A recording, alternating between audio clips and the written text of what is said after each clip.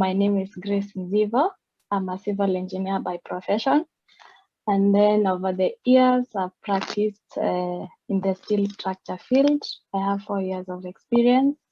And currently, I'm working as a projects engineer with Farmers Engineering. And I also run a startup called Legacy Amazing Consult, where we are trying to give advice on steel structures, and also we hope to venture and grow into the steel industry as time goes by. Yeah, and as you've mentioned, I'm a co-founder of STEM Wahandisi Labem, which I'm going to be talking much more as we proceed on with the session. Yeah.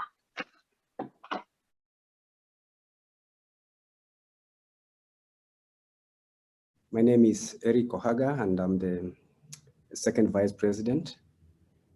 I hold BSc in electrical and electronics engineering and also masters in nuclear engineering. I'm the chairperson of the membership committee, current chairperson of the membership committee, and also a member of the training and mentorship committee of IEK. I'm a fellow of the Institution of Engineers of Kenya and a consulting engineer with EBK. I also sit in the electrical panel of both IEK and EBK, and an approved worker of class 1A of EPRA. I also give back to the society by being the chair of the board of management of St. Joseph Ugana Secondary School, that is in Mumias West. And I'm also a proud member of Cafe 63, the All Saints Cathedral. This is a caucus for young adults within the cathedral. Currently, I am the director in charge of nuclear energy infrastructure development at Nuclear Power and Energy Agency. Previously, of course, I've worked at Vector International as a power systems backups engineer, and then went to Kenya Power, where I spent most of my time, from being a design engineer, spending 2 years of training, and then rising through the ranks to the county business manager. And I left Kenya Power 2 years ago after spending 15 years at Kenya Power.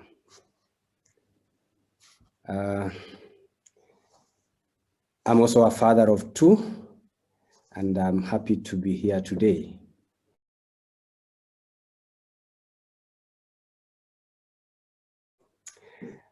When I look at mentorship and I look at developing countries across the world, actually the difference between success and failure in most of this development world lies on mentorship.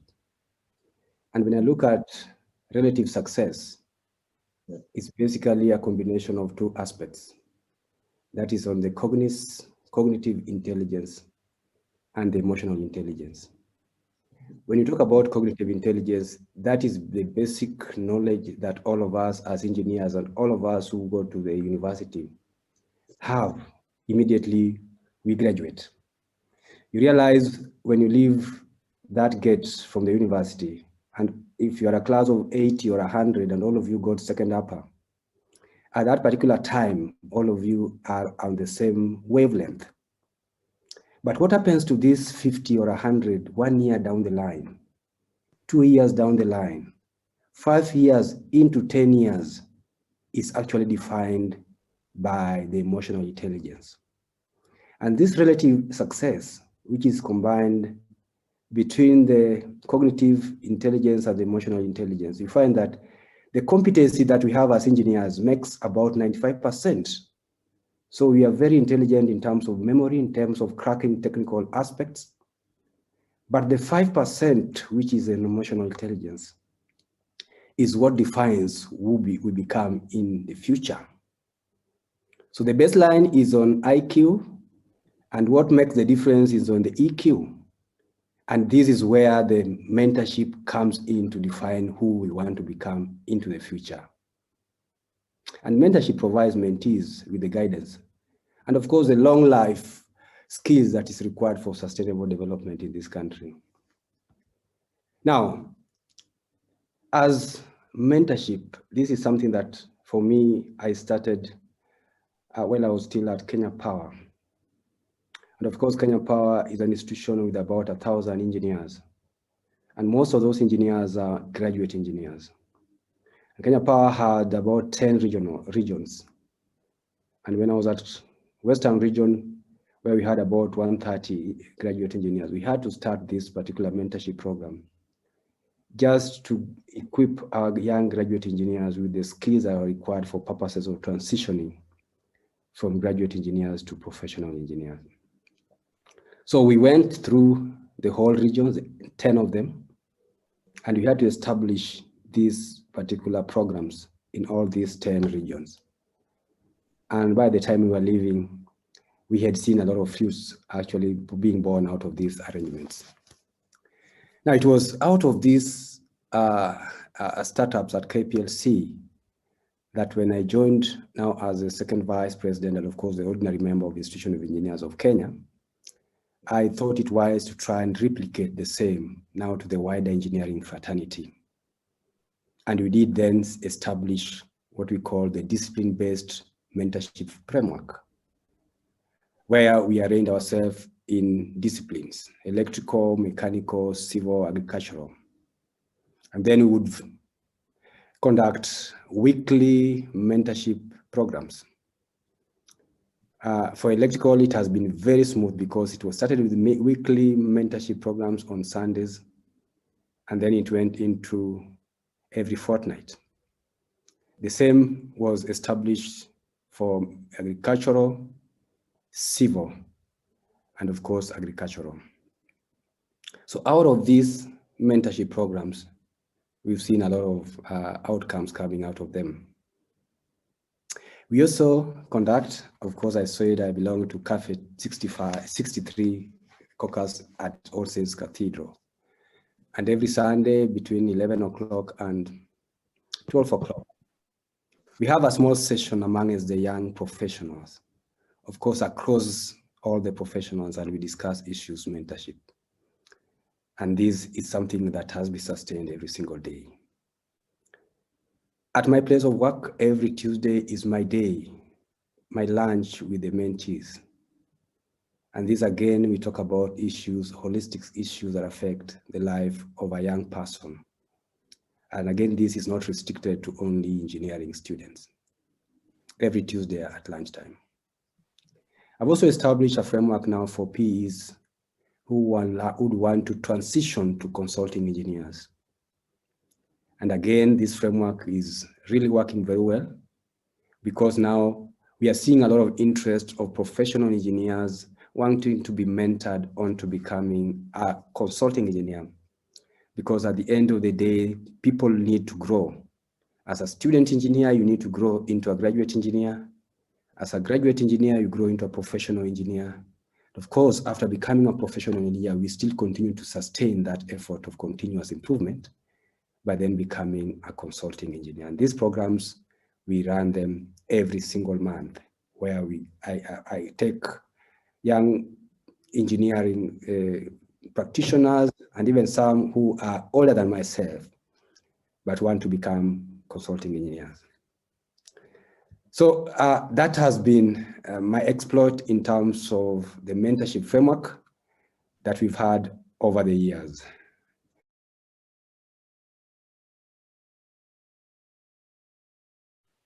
Okay, let me start by congratulating what Engineer Eric has talked about.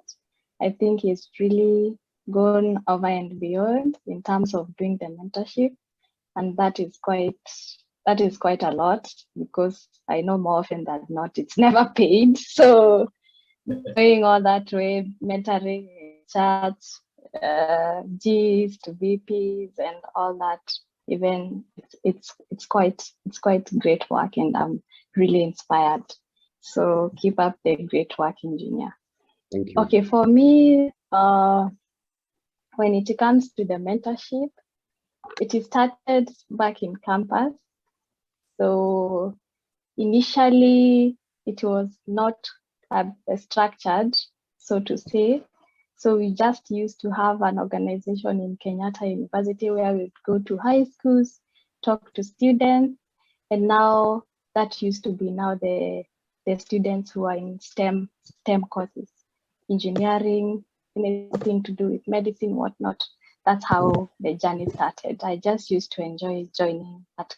We were in a club, it used to be called Fest now. So that's how the journey started. Just one going to schools while still at the university. Then now after graduation, it's when like I sort of was left alone for lack of a better word. So it's when now we started imagining of how to proceed with this now that we've graduated and this journey has to continue. So now we founded STEM Uhandisi La Femme. It is a STEM inspired organization and we mentor young girls to take STEM subjects. I hope I'm clear. My internet keeps saying it's unstable.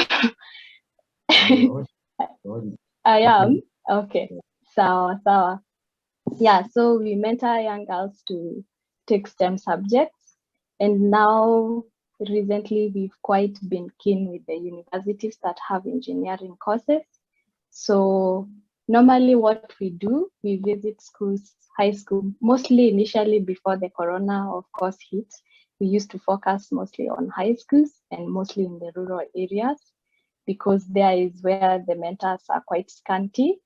I'll give you my story as we go on, how this is, started. So we used to, for me, it has been important for me to focus on schools in the rural areas because as for myself, I really never met an engineer, maybe up to probably campus second year.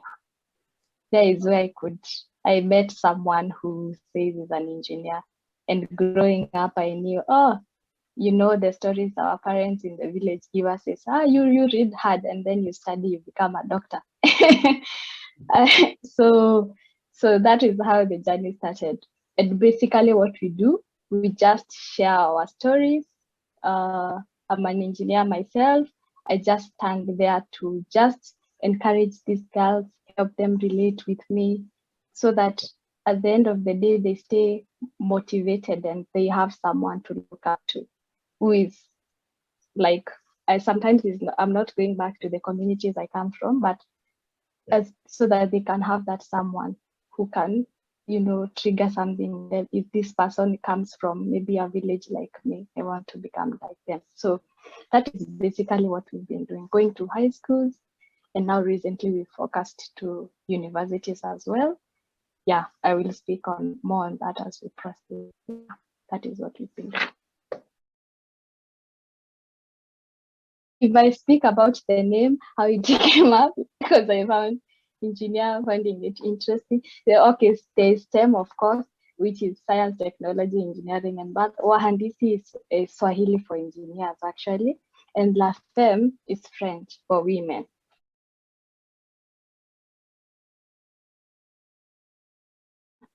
I said I'd share my story. When I was young, as I had mentioned earlier, we used just to be taught to study hard and become, doctors, because that was the most common career. So personally, I didn't have a mentor. There was no one. Where I came from, the closest I came to an engineer was I used to just of a story of a lady my mother used to give me. She was called Florence. I'll never forget. Thank God we eventually met. So she used to tell me so she's doing engineering. She went abroad. She's now doing a water supply system in the community. So that is the closest I came to someone who is an engineer. So that is one of the major things, the fact that knowing that those girls in those rural areas, they need someone, because I lacked someone who I could even ask questions, even in terms of the engineering itself. Did I even know about civil? Did I even know about electrical? Did I even know about mechanical? I didn't even know about all those civils. I just knew maybe a little bit about buildings. And even one time when I was in high school, maybe the teachers would mention about doing well in physics and sciences, maybe you can study engineering, but they didn't go beyond that. It's just reached there. So right now, since now I've I've gotten the enlightenment. I've gone through the entire training program. I know there's civil, I know there's electrical, I know there's mechanical, there's mechatronic, there's petroleum. So that is what I go back to talk to these people about. There's, first of all, there's engineering. Two, there's civil. Three, there's, the various disciplines that we have for engineering. Because in rural areas, as a matter of reality, there are not many, we don't have mentors. There people are almost forgotten and left out. If I mention my village where I come from, we are very few. And also the few are willing to also go back. Also, the numbers are quite low. So you find there people just know they are studying, but you are just there. And so that lack of know-how is where I find the gap that we need to speak, because I can directly relate. Personally, I didn't know even the civil, the nini, the what. I was, in fact, helped to choose the career, but to choose the civil by someone when we were changing the careers. So they just say, select that one, civil. And I was like, engineering is good, and you've done well in sciences. You see, now that is what keeps me going, because that is my story. That is deeply, deeply my story. So I really feel I have a responsibility to go back, because now if I don't go, then what will happen? So, and God has given me this chance to come, therefore I have come. So that is one of the major things that keeps me going. And then also, as we've gone throughout the program, we also do get feedback from the students. You look at them, they're like, oh, now I think I can go on and put more effort maybe in my physics, sciences, and now I can study engineering. They know now what you need. You even explain to them you need physics to even do an engineering, because some people don't know. When you go to these villages, not the schools around Nairobi. When you go to these villages, it's when you know these people don't know. They don't have information as basic as the civil, electrical, and mechanical. Just that. So yeah. So those are some of the things that have kept me going. And then also the feedback also that you get from the students, it is quite inspiring. Sometimes you go to a school and then one time a message drops from a student, hi Grace, you came to our school, this. Thank you so much for coming. I'm still working hard. You know, those small things that they just make your day. A student has written to you and you're like, okay, so I touched someone. You know, just that one line is good enough for you to go back. And also feedback from some teachers. Some teachers do get feedback. So if I do send us feedback and they tell us, like one of the schools I work with very closely, they have adopted me, for lack of a better word, is Mary Hill. So when one time, we normally go to every career fair that they normally have, the schools have career fairs every now and then. So when the students, when they did well in, I don't know, it's 2019 or 2020, they were asked what are we going to do to the next year's candidates so that they also perform well like you guys. They did not say take us to maybe for another trip to where they go for trips even outside the country and stuff like that. They said no, bring those mentors again. Those mentors are the ones that made us do well. So you're like, yeah, so this thing, So now we've become friends to the point that every career fair we must be there. You see some of those things when you get feedback, and even after the session, when you interact with the students, you can see the confidence in them. They are asking you questions. You've gone there, you found them. They are so naive and scared. You've talked to them and all that. So just that keeps you going. So that is basically what keeps me going most of the time. Yeah. In terms of the ladies, of course, my class, we had 10 ladies out of 60 men. So the numbers are quite glaring. They're always rubbing themselves on my face everywhere. But my workplaces, I've worked in various companies, steel structures, materially, where you find yourself, there are 2 ladies, and then the other one, there's 1 lady. So that one keeps rubbing itself on your face. And then when you also look at the even engineers board website, the number of ladies, the numbers that are there, it's almost like 11%, which is a number of like 2,400 as compared to almost 18,000 for the men. They are quite low. The numbers are quite low. It keeps rubbing on your face every day. I think it slips my mind because it's almost obvious. Yeah, so the numbers, that one is almost can't be discussed. Even it's always rubbing on our faces every day. So 10 in my class in campus, then 60 guys. Workplace, the same story as we go. You go to a site meeting, you look everywhere, and it's extremely masculine. Yes.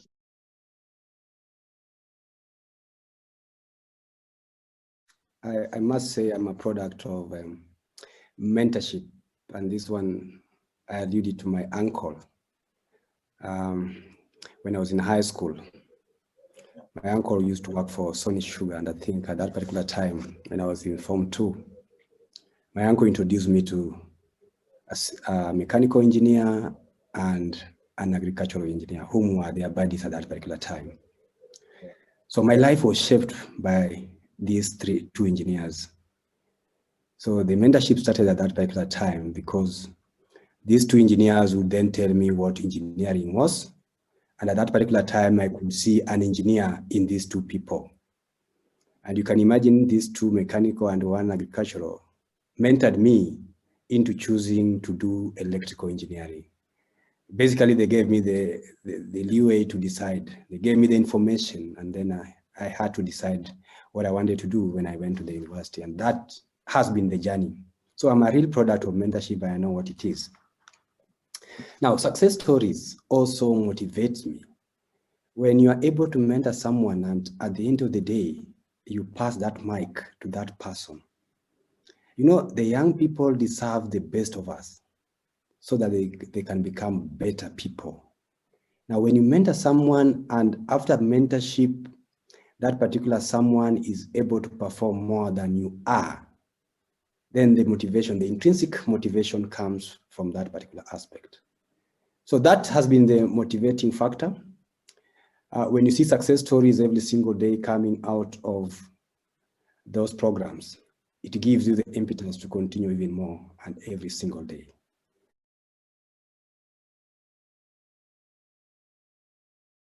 I want to say that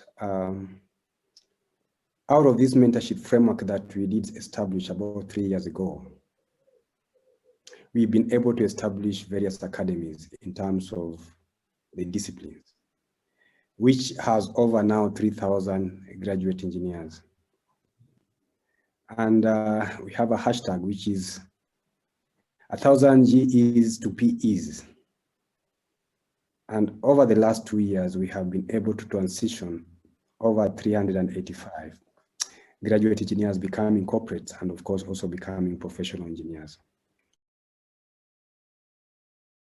This is an achievement that I must say is attributed to this mentorship because we invite you to join, we ask you to listen, we then ask you to register.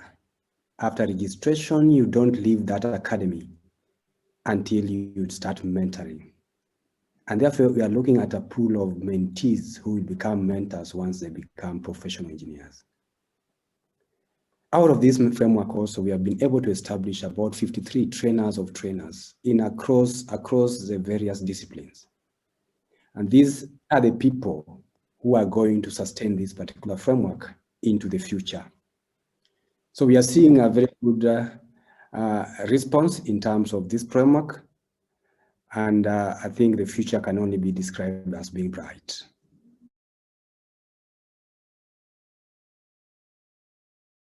When you talk about corporate, there are about 289. So there's a 100 that are still in the process of getting registration with EBK.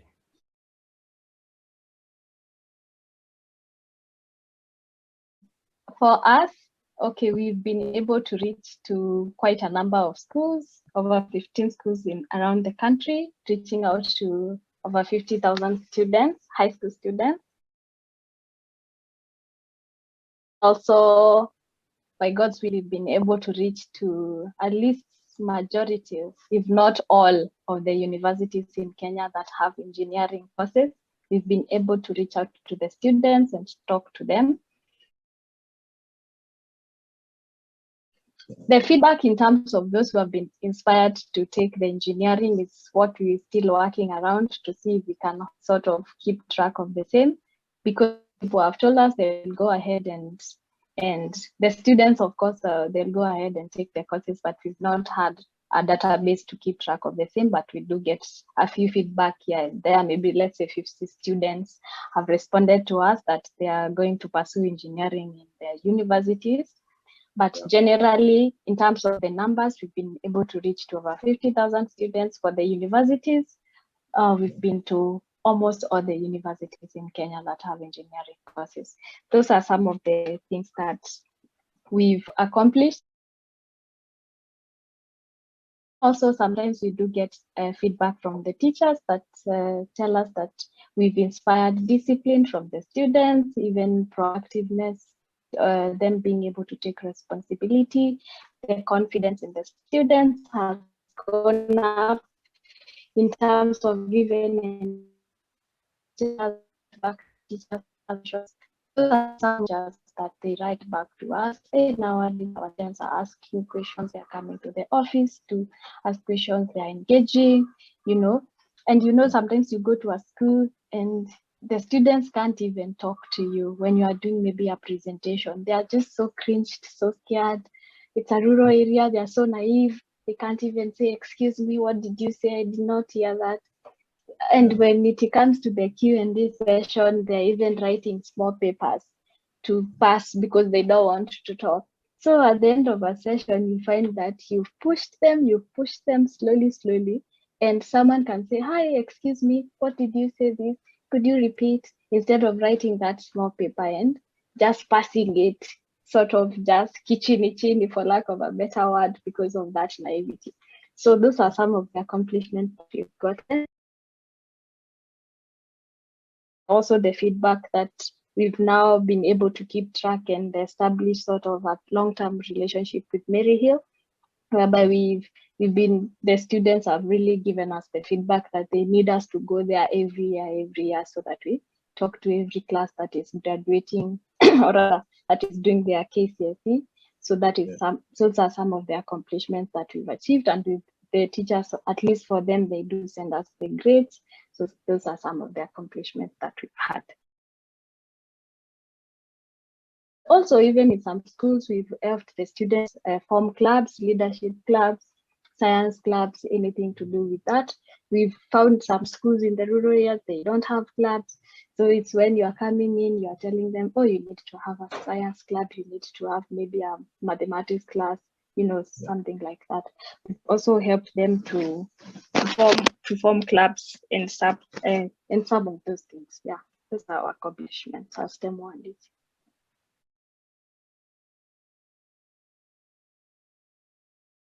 Our focus is in high schools because that is where someone is deciding what course to take. The university was born out of Corona because now we could not easily go to high schools. It was very tough going to high schools during the Corona period. It was even impossible, let me say that. So now it's when Corona is here, we of course we love our mentorship there. Now what are we going to do? How else can we structure this thing? That was like our adaptation towards to the Corona that showed up. You see now students in campus, they have internet, they have laptops, they have phone, they can log in for a webinar like this one. But primary schools, they don't have laptops and computers to log in. So now we saw that since now this one is blocking us from doing something, the only people now we are able to reach out is the campus students. Then they have computers there. And we had to restructure again.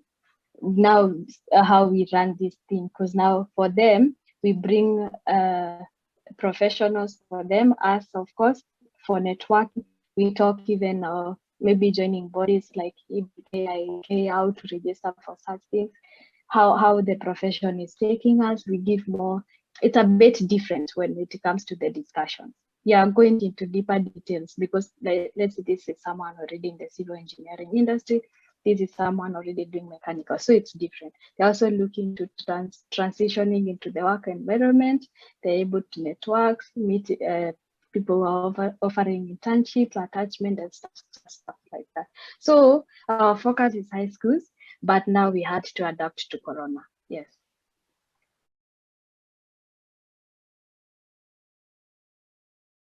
It's a huge challenge because right now it's really tough. It's when things are going back to normal, and we are trying now to strive to going back to the high schools. So it's a huge challenge. It's a huge challenge, and also the institutions are not welcoming like before. So it is a huge challenge.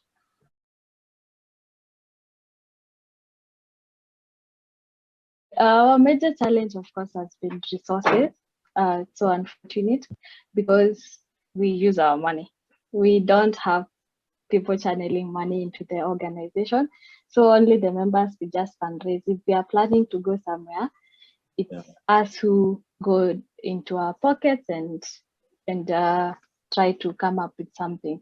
Even sometimes we want to give the students some motivation. Let's say present, if the teacher says this time round the students have improved, we want to carry a present and stuff like that. That has been the greatest challenge in terms of the resources. And also, it has hindered us. Sometimes we have to let go some of the schools. If we are invited, you might find, okay, it's a tight time. We are not able to go to such a school. So at this point in time, you have to let go of some. So obviously, if it was easy, because sometimes we have to travel to a place like Narok, for example, my village is in Embu, a bit far, mobilizing everyone, you are going to use your own fuel. Sometimes you need somewhere to sleep, and that is not in your budget. So some of those things, if we had probably ready resources, they could be easier. And even sometimes people join.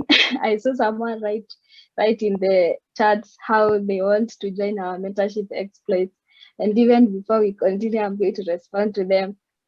Like, are you willing to spend your money to do something that pays you nothing? You're not going to get paid. It's you to push yourself. It's your pocket that you're going to use. So how much are you willing to stay? People come, they call me, let me join. They join. They are expecting, Grace is not paying us. What? No, we are not getting paid. We are doing it for it's that is where the giving back comes in. So yeah, it's a challenge. Of course, we'd love to have more resources. We're still striving. We've also received support from some of the members from IEK in terms of finances. One time we had a conference at 2. We managed to get some resources from them.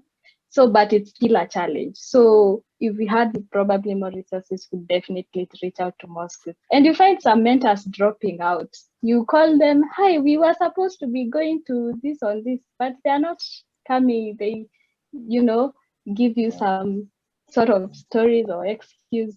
But I know where it's stemming from, because you have to go that it's that drive that is going to make you spend your Bitcoin that you can still save, and you use it for someone who can't pay you back. You're not going to get anything. So yes, resources have really taken us back for sure.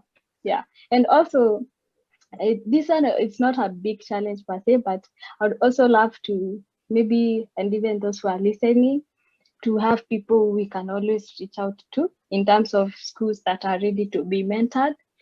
We don't have a lot of connections yet. Of course, the schools that are there, in terms of the distribution, probably I would say that maybe like places like Western, such places, so that we can be able to reach out to various counties. So in terms of you are there, let's say you are here and you are a board member in a certain school, having such contacts, when you have such contacts, it's easy when you are planning, because that person is like going to prepare the school for you, and you will be like traveling and maybe going. So that it's not a big challenge. We do have few contacts, but also I'm looking at it in terms of maybe distributing our mentorship in the various counties in the country. That could be a good thing. Yeah. The resources are always scarce, they're never infinite. So, but I want to say something about what Grace has just talked about in terms of mobilization of resources. I see a very good opportunity for us at IEK, because actually what Grace is doing is the foundation of our sustainability in terms of the engineering fraternity. When you look at us in the next 100 years, then the only resource, the inputs to engineering is going to come from high schools, going to come from these universities. And therefore, when they are being channeled out of this institution, then at IEK, under the Young Engineers chapter, I think that would be a very good opportunity for Grace and Elec to be able to collaborate, so that then these activities at high school, at the universities, because that is basically the mandate of Elec and the IEK, and therefore if there's that collab between the two, I think we'll be able to expand our horizons, and then even the issues to do with facilitation will be something that will be partly sorted out. So I would really invite Grace to IEK and join. In fact, I want her to join that Young Engineers chapter, so that you can then start shaping up the policies, shaping up the framework, and then things can then take shape there.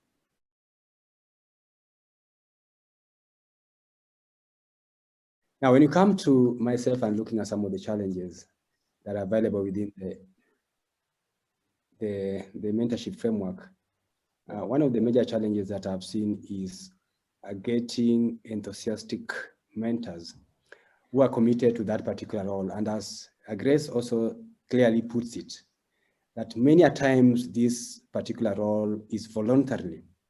You got to spare your time, you got to spare your resources to be able to give back to the society. But for you to be able to get such enthusiastic professional engineers who are willing to spend their time, who are willing to spend 6 hours on a Sunday to give back to the society has been a great challenge. And therefore, if we could get this number increased, I think that is one thing that would go a long way in improving the mentorship framework.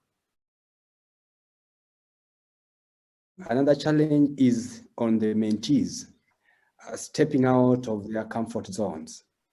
You realize you will preach, but until one person makes a deliberate effort to even make an application to IEK or EBK to become a professional engineer, it still remains a mirage. So it is high time that both the mentees and the mentors should establish some time, because we operate within 24 hours in a day, and one has to establish time within that particular framework, that time cycle of 24 hours in a day.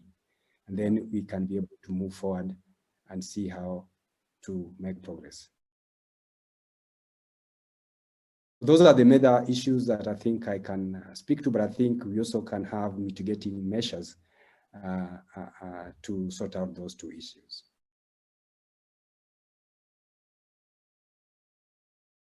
As a fraternity, and what I normally look at engineering fraternity, that we need to guard this profession very jealously. And you look at prosperity, you look at 50 years, you look at 100 years, you don't look at 10 years or 2 years from now. Yeah. And therefore, as a fraternity, we need to join hands and give whatever you can do at your own personal level, and also at that particular team level. So if each one of us at a fraternity would actually join together, then I think some of these challenges would be eradicated. You know, when you make the first step, and there's a team called Liverpool, you know, Liverpool say, we shall never walk alone. That means you'll be able to hold somebody's hand and then you move forward. And that particular challenge then becomes a thing of the past. When you share a problem, it's almost 50% solved. So when people come together as a fraternity, I think we should be able to make progress as engineering and engineers of this country. And also, Engineer Namano, you know, such kind of forums that you are running with other team is such a good engagement and a good gesture that then helps the fraternity to get that information. And by so doing, we are expanding our horizon. So I really appreciate this kind of engagement. And if each one of us would then be more proactive and more innovative in various fora to engage our engineers, I think then that would be able to go a long way in assisting us address some of these pertinent challenges that we say we have as engineers. an engineer must be an healthy engineer. And you know, me, I say, people say that from my days of campus, I've been a constant K. That means I've never changed as much. Actually, people who we were with at campus. And the reason why this has happened is that by the day I do 10 kilometers per day in whichever place I am unless I'm sick. So in a month I do 70 kilometers, and that keeps people healthy, because you must be healthy to be able to execute this particular program. So as an engineer, it's not just about being silo mentality where you are in your design table all the time. There are things that actually cement our issues. Also the emotional intelligence, the health issues, very critical to us so that we can be there to see our institution and of course our fraternity grow. So health issues is all very critical for us. I think at the Institution of Engineers of Kenya, and I'm happy that I can see Abdi here, even at South Reef, they had established some health programs where every Saturday they would have some things going on. And the engineers, when you come together, I think you share a lot and you become more productive.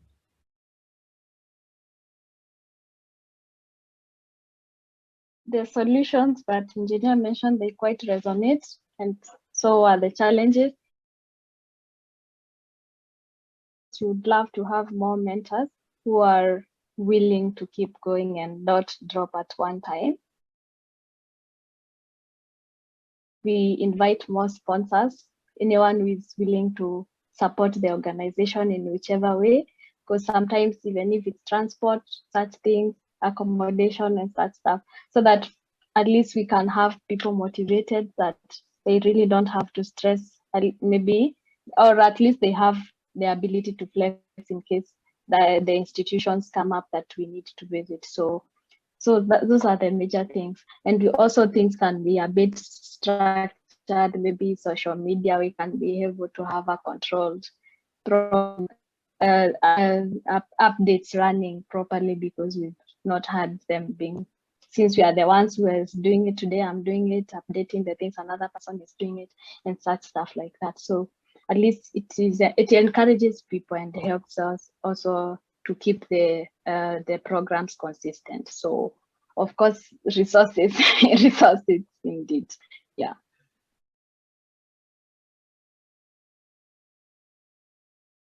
It's my dream to at least reach out to 1 million girls by 2030. We are hoping that we are going to be able to have reached out to many schools, and that is why I'm asking us to send more invitation. And please invite us to schools that are that have complied to the COVID, so that we also don't go there and get in trouble. That is why I'm asking people right now, because it's not like before. So I'm hoping that by 2030, God willing, we can be able to reach out to 1 million girls. So that is one of the major dreams. That is a bit long term, but as time goes by, could slice it into half, into maybe 500 to fit the 3 to 5 years. I have a dream of holding a STEM conference in Kenya that is going to be to invite students from all over Africa. So it's still somewhere in my pocket. We are trying to plan something, but it has not matured yet so far. So I've been thinking around it, how to work around that. So that is another dream, that maybe in the short term, let's say 2 years, not 3 in this case, we can be able to hold a STEM conference that people can come together, engineers can come together, various engineers, different professions can come together, discuss with the students, and students also can showcase their talents. Those who have projects ongoing, they can sort of showcase. Anyone who is willing to fund them can come in. So the idea is still in my head. It's a dream, and I hope to make it come true. And hopefully all of us here can maybe send a few ideas now that I've floated the idea with you guys, that you think on how we can do about it. Those are the two things that I want to achieve: to reach out to 1 million girls and hold that famous STEM conference for Africa. Yes. Let me just maybe comment on the request that has been put forward by Grace. And I think, Grace, you belong to IEK. And your thoughts are in line, actually, with the Young Engineers chapter. You know, the fortunate thing about our institution is that we are represented from the grassroots. That means from Mashinani, where Abdi Fatah is taking a leading role in that committee, to the World Federation of Engineers. And within Africa, we have our very own Engineer Doreen Kirima, who is the chairperson of Federation of African Organization for Young Engineers. And actually, she's working on something along that line next year, or I think about next year, where we are going to be having some African Engineering Week, specifically for that STEM aspect and the young people. So I think if we still work around with the Young Engineers chapter, you should be able to find a lot of convergence in most of the issues that are affecting our young people. So I still continue to invite you. Engineer Doreen is the chair, African Engineering Organization for the Young People.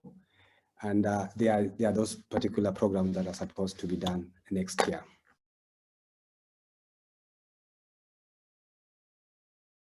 Where we want to see ourselves in the next 3 to 5 years, first of all, is that we want to see ourselves having a very structured mentorship framework that will then act as a gateway from students leaving the university. You leave the university and you already have a gate to get into, and immediately start the journey of graduate engineers all the way to consulting engineer.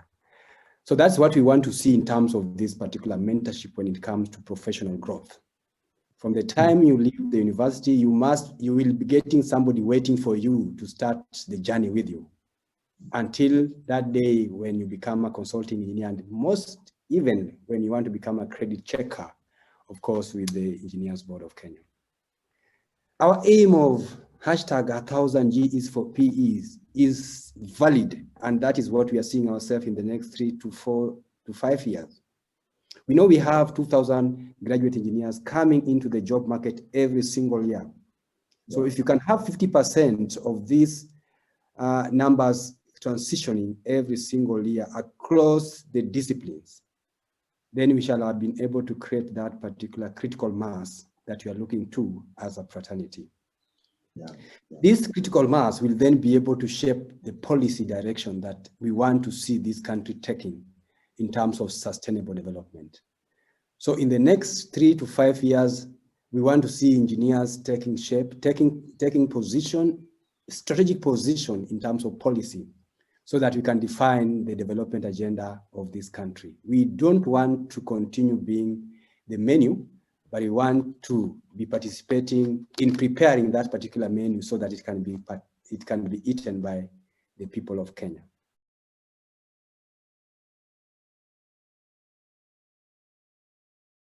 Thank you so much, Namano, for giving me an opportunity to speak on this particular program. You know, I just wanted to be on the background there and listening. Yeah? And I've heard the good work that the two engineers have done. And I know Eric Ohaga is a man of passion, and is a man that I can vouch for any day, any time. When it comes to mentorship, it's something that we don't need even to say it. It is known and it is seen out there. And I know my colleague here, Engineer Grace Nzivo, also, she does a very good work. She is a committee member where I serve at South Rift also at advocacy. And I know she has been doing a very wonderful work when it comes to the mentorship of secondary schools, primary and universities right now due to COVID. And I know she's also doing well when it comes to the competition that they're doing right now. And Engineer Ohaga, you can see the fruits of what we usually fight for, the fruits of inclusivity. Now that we have the rights to vote, I think we shall turn the tables and we shall ensure that Kenyans are going to win this race. On that matter, I think we have driven the point home, and it's a high time also the professional engineers should give the graduate engineers an opportunity to elect their leaders at the institution. This is something that we are continuing that is the part of the table. Being part of the table and not being part of the menu. I hope in future we will not be part of the menu, and we'll be part of those people who make decisions at the table. And I'm just glad that we are doing this thing, and through the workshop, we are also achieving a lot of things, and we will push for whatever we have. And I like the idea of mashinani because we cannot achieve anything without going mashinani. We cannot ring fence our opportunities if we don't go to mashinani, and we cannot have our strength is in mashinani. So if we, all of us, if today all the 7 branches work together and as a team, we will have done a lot. And Engineer Namano, you know that we are doing the Christmas cheer. So far, we have managed to do the North Rift. We have managed to do the Coast branch, which was in Lamu. Today, we are doing Northeastern branch, and we are also doing the Capital branch in Kiambu. So you can see the focus and efforts that we as members of the Institution of Engineers of Kenya are doing. And we are thanking all those members who participate and push the agenda of the institution. This is our home. We must build our fraternity. We must build our institution. We must work together as engineers, and we must see beyond our noses so that we deliver whatever is supposed to be done. We must plant the tree so that in future, those people who will come 25 years to come will have a shade. So we are going to stop these blaming games, and we want to push for the things that we've never achieved. Thank you so much. I want to thank you, Namano, for the great work you're doing. Those are my few remarks. And Engineer Ohaga, all the best. Engineer Grace, I wish you become the winner, God willing, and things will be well. I joined in a little bit too late, but I had a very profound statement from Engineer Ohaga regarding the issue of cannibalization, where engineering is cannibalized by those people who are making policies, so that while they sit on the decision-making tables and making policies, engineers become the menu. But I wanted to hear Engineer Ohaga's comment on the challenge of self-cannibalization in engineering. Thank you, Engineer Howard. Self-cannibalization, that means you are cannibalizing yourself as the fraternity. I think, would I want to say that that is an aspect that as engineers, we should be able to deal with it. And we deal with it by ensuring that all our activities are participatory in nature. And once we have that participatory nature, then we should be able to be open with each one of us so that the suspicion that is available for the other party to start seeing like one person is cannibalizing or working against the other person does not arise. So I think we just need to build confidence amongst ourselves. And once we have that confidence and we are working as a team, then that aspect of self-cannibalization should never be there. Because as a team, we should be able to achieve a lot of things actually across the globe. And that's what other countries are beating us in. If you look at the Asian tigers, if you look at Singapore and even South Korea, that self-cannibalization does not exist because people pull resources together. And when you see your friend is lagging behind, you should be able to come in for that particular friend, so that as a team we move together. So that is a thing that I would like to say, that in teamwork we should be able to be strong.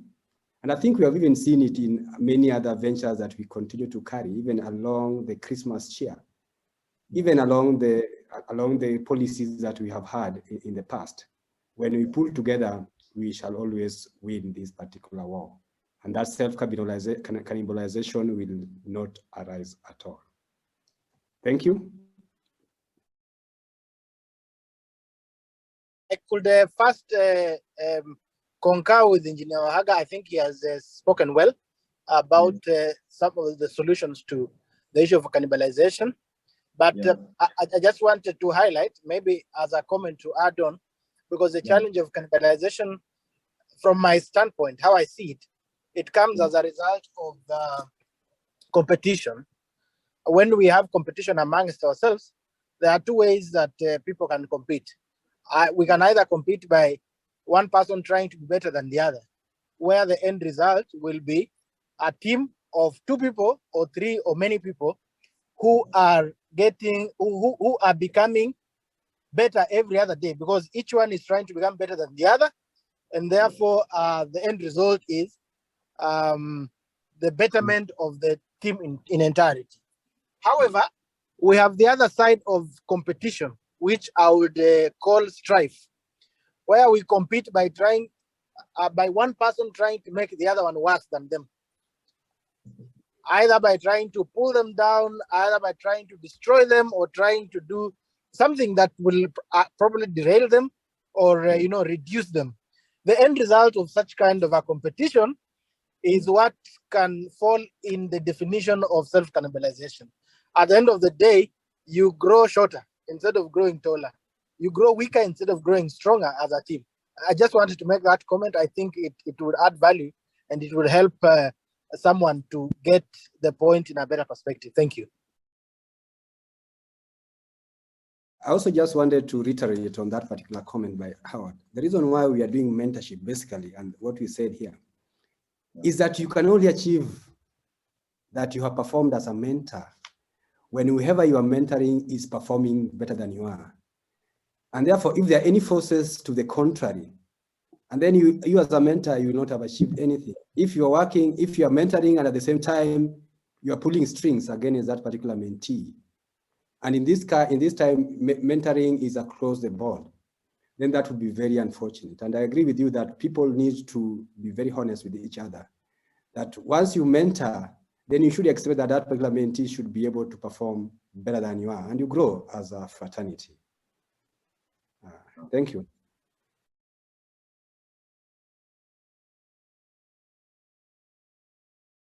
I think the issue of mentorship in Kenya, we are really trying, and Eric Ohaga knows the journey. I think he's the first person to be stoned when he proposes very good frameworks, and we have those people who have the mentality that if you don't go through the hard way, the way if I tarmac 10,000 kilometers, even you guys have to tarmac. And I think Eric Ohaga has championed for new ways of dealing with things. It's like during our time, we believed in cane so much, and it never worked. And nowadays, people talk and dialogue, and things are working. And those people who are used to be caned will not want to change that mentality. You cannot teach an old dog new tricks. And that's something that even Eric Ohaga has experienced. I believe we can bear me witness. And it's a journey. And we are going to fight that war, and we will win. And hopefully, Engineer Namano, I thank you for this program. And I hope that in future, we may have a plenary where we can just come and have a engineers booms of mtaani. We discuss on those sensitive things. We not put it on live, but uko nyumbani kwa kitchen huko, uongee maneno, so that when we can now change ideas. And I believe when we sit down together as a team, we can reason together and we can give solutions to our problems. I think we don't have those kind of platforms.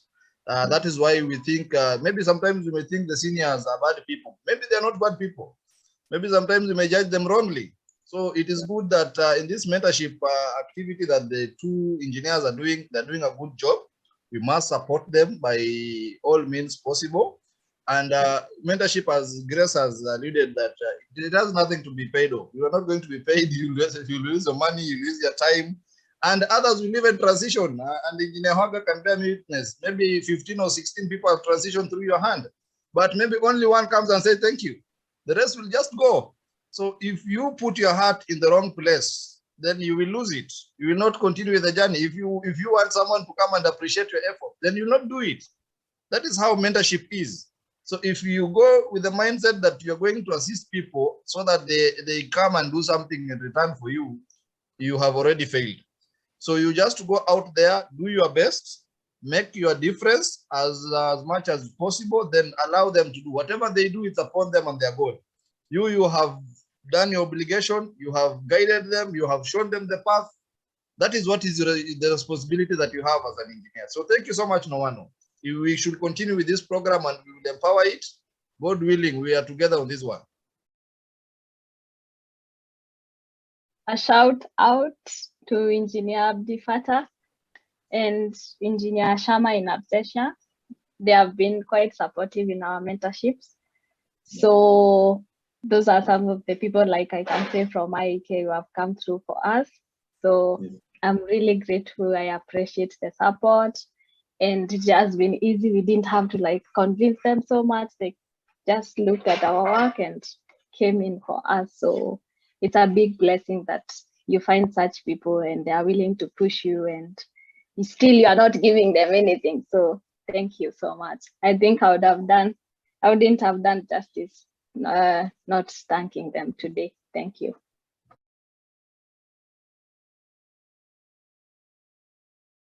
Leadership is given. It's given by the people who have the mandate to do that. And when called upon at the right time to continue with that particular work, as a servant of God, you should be able to listen to the ground. And once the ground has spoken to you, you should be able to give a feedback on the same. So at that particular opening time, the ground will tell us, we shall respond as appropriate. Engineer Namano, the ground at the moment is not saying anything. We have so many enemies. So we will wait until the right time.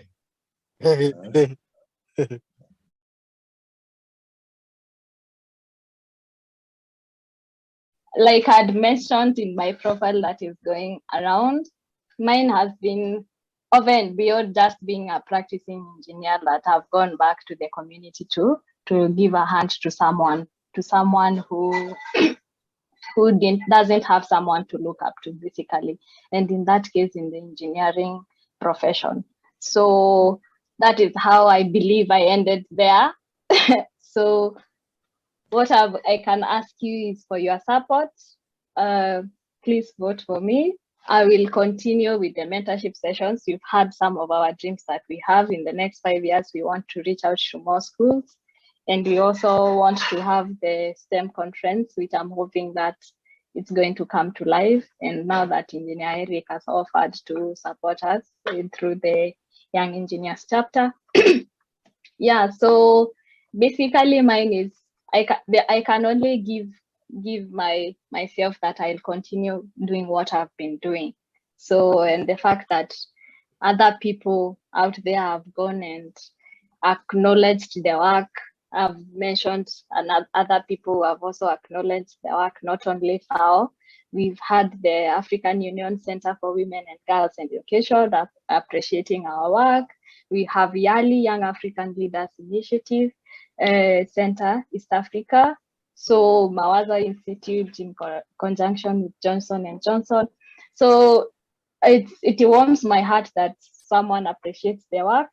And I hope that our dream that I've shared today, our achievements that I've shared today, they have touched your hearts and you can resonate with it. And that is going to compel you to give you my vote. So that is the only thing that I can promise, that I'll continue doing the work that I've been doing over the years. And God willing, if this goes through, now we can meet, and of course, once we get the attention, and so far we've gotten good attention as a matter of fact, we can be able now to start looking at things at the regional level, East Africa, and even Africa as a whole. And who knows, God might take us to even the world, Yeah, so yeah, that is why when it comes to requesting for your support. And so far, I'm really extremely, extremely, extremely, extremely humbled by the support that you guys have shown. It's over and beyond. It just warms my heart that you guys have come out in large numbers. Some of you have gone the extra mile of sharing with everyone they know. Some people have sent me, sometimes I'm seated, I see someone send me 20 contacts from engineers. Another person send me, send to this, tag this one, do this. It has been so overwhelming support. I can only thank you. May God bless you for me. Thank you so much. It really warms my heart, the how we have come. Thank you so much. Thank you, guys. Thank you. I greatly appreciate the invitation. and have blessed week to everyone. Oh, yeah, blessed week. It starts tomorrow. Okay. Thank you, guys. I also want to appreciate this particular session. I think it's been very fruitful, sharing ideas, and I think the future is brighter for us. So I want to wish all of us Merry Christmas and, of course, a Happy New Year. Thank you and God bless you.